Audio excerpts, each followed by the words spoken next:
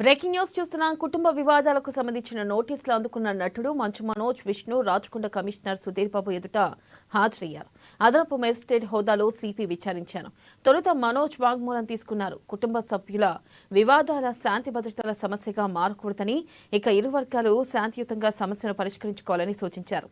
మరోసారి గొడవ చేస్తే తీవ్ర చర్యలు ఉంటాయని హెచ్చరించారు. కమిషనర్ ఆదేశాల మేరకు మనోజ్ ఏడాది పాటు ప్రతికూల చర్యలకు దెక్కుండా శాంతి భద్రతలకు విఘాతం కలగకుండా చూస్తానని లక్ష పూచీకత్తు సమర్పించారు.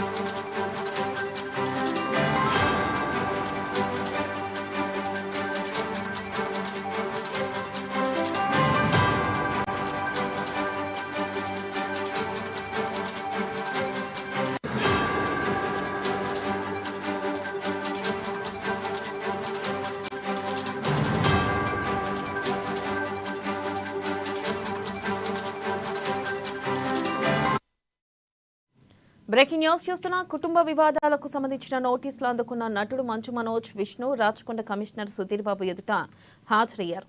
ఇక అదనపు మేజిస్ట్రేట్ హోదాలో సిపి విచారించారు. తొలుత మనోజ్ వాంగ్మూలం తీసుకున్నారు. కుటుంబ వివాదాలను శాంతి భద్రతల సమస్యగా మార్చకూడదని, ఇరు వర్గాలు శాంతియుతంగా సమస్యను పరిష్కరించుకోవాలని సూచించారు. మరోసారి గొడవ చేస్తే తీవ్ర చర్యలు ఉంటాయని హెచ్చరించారు.